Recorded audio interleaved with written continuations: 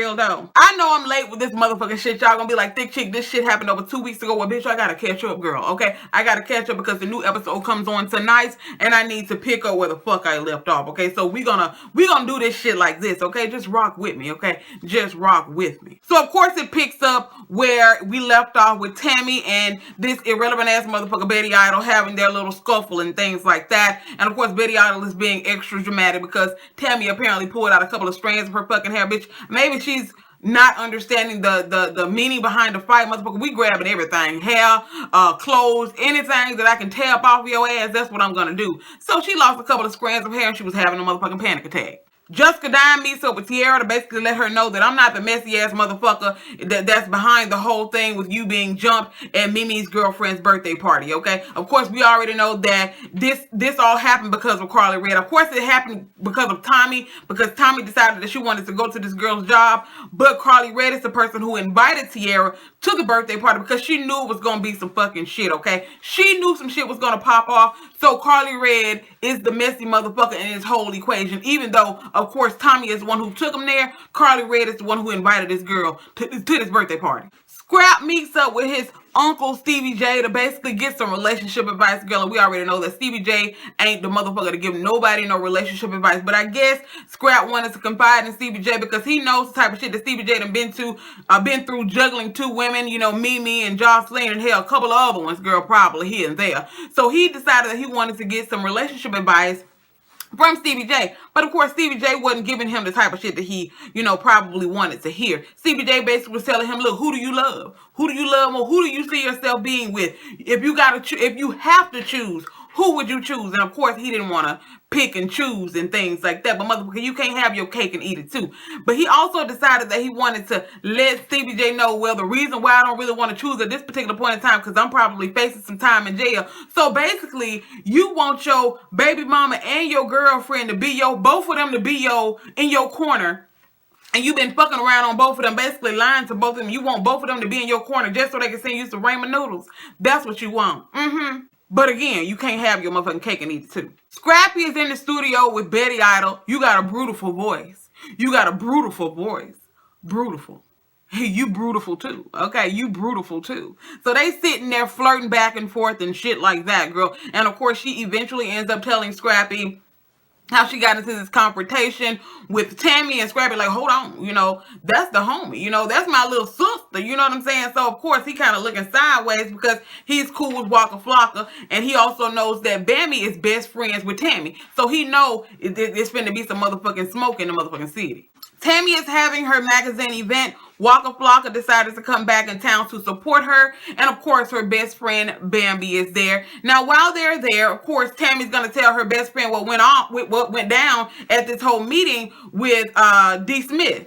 Is her fucking name D. Smith? I don't even know because I don't even motherfucking like her ass no more. Okay, yes, I don't like that motherfucker no more because she is messy as fuck. I was here for a transgender woman being on Love and Hip Hop. I was here for that shit. I was rooting for this bitch, but she's messy as fuck, and I'm not here for that shit. But anyway, like I said, she tells her what went on during that whole little meeting and how she got into this altercation with Betty Idol. And of course, you know, when she said Betty Idol, Bam was like, oh, Betty Idol, oh, I know that fucking name. Because Lil Scrappy put up a video on his Instagram account of him with Betty Idol. And of course, even though him and the Bam are still broken up, I guess they've probably been, you know, talking on the phone back and forth. Y'all know how it is when you just break up with somebody. There is a possibility that you may get back with them. So he posted a video of him and Betty Idol on his Instagram. And when Bambi shut that shit down, of course, he deleted it. So she already knows who this Betty Idol bitch is. Mimi tells Stevie that she's dating a woman. And of course, later on, we see in the blogs that he's not really here for her dating a woman. However, on the show, he didn't come off as being the type of person who was too concerned with her dating a woman, even though he did ask her if Eva had ever been around Chris. Now, I do like what Mimi said. She said, yes, Eva has been around Chris. However, Eva doesn't know anything about, you know, me dating Chris. All she knows is that Chris is mommy's friend. And I love the fact that she says she's not going to introduce anybody else to her daughter without, her knowing that it's real. Because you ladies and gentlemen, you need to stop introducing these random ass people to your children, getting your children attached to these folks, and then confusing the fuck out of them when a couple days later you coming in the house with somebody else. That shit is confusing. So make sure the shit is real before you introduce your boo thing as your boo thing to your children. Girl, Bambi pop up at little Scrappy house, and boo, of course, his little jiggly booty ass assistant is there. Okay, the one I told you got that old. Like I said, I'm not a lesbian woman, but I can call. If I see a beautiful woman, I can call her a beautiful woman. He has his assistant there, of course, girl, the one that he probably low key fucking, the one that he claims is just his assistant. Okay, so Bambi pops up and she's like, "Oh, what the fuck is going on here? You running a whole house now? Okay, this whole bachelor pad thing. Yeah, it's a bachelor pad, all right. It's a whole house." So she's there, basically, okay, number one, she claims she came to get a dog and shit, but of course she came there to basically call his ass out on this whole situation about his hoes fighting her best friend. And she also told him, so you've been calling me and texting me, acting like you all distraught and shit over us breaking up, yet and still you sitting there fucking around with these bitches, and not only are you fucking around with these bitches that you fucking around with is fighting my best friend. So just as long as you know that as long as you fucking around with this bitch, the chance of me and you ever getting back together is null and void, okay? Null and void. And she got her fucking dog and the dog food and deal. Now, Tammy is the bigger person. Tammy decides to meet up with D. Smith because she still wants to work with this chick, okay? Still wants to work with this motherfucking chick. And of course, this bitch is still being fucking messy. So Tammy meets up with her and she's talking to her very cordial, very nice. And D. Smith is the entire time throwing all of this fucking shade, okay? Tammy was like, I thought we wanted to work. And she was like, hold on, wanted to work together? She was like, I thought you wanted to work with me, okay? And she was like, yeah. She's like, you were modeling. And she was like, I don't want to be no fucking model. I'm a producer. I mean, just going all kinds of off on Tammy. And again, Tammy was being nothing but nice to this woman, okay? Nothing but nice to her, and she was throwing all this motherfucking shade. So they get into a verbal altercation, and Tammy tells her she knows a perfect stylist that can hook her up and fix that crooked ass wig she got on her head. And girl, I thought that shit was funny. I'm just motherfucking saying because that wig is kind of crooked. Let me straighten my shit out.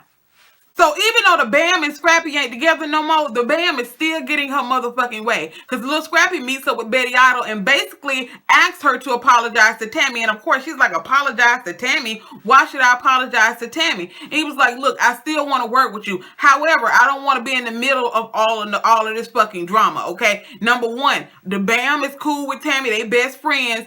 So I'm going to need you to just, apologize to her for basically coming at her sideways. And of course, like I said, Betty Idle said that she refused to do that. So Scrappy said, well, you know what? I can't fuck with you. If you can't apologize to the homie, I don't really want all that confusing shit going on around me. So I'm going to have to bounce. I can't fuck with you. And of course, she did what the typical motherfuckers do. They want to throw jabs at you simply because, and he never did disrespect. He didn't call her no bitches. He didn't call her out of her name. So of course, when he decided to get up and remove himself from the situation after he told her that he don't want to fuck with her no more, of course she wants to throw the jabs that that's why you ain't got no hits. And I'm still trying to figure out who the fuck this bitch is. Of course, apparently she worked with some people on some tracks or whatever. Maybe she sung some hooks, but I still don't know who the fuck she is. Do you? Leave it down in the comment section if you know who this motherfucking Betty Idle chick is. And not because they told you who she is on Love and Hip Hop. Did you know her before this shit? Because I didn't.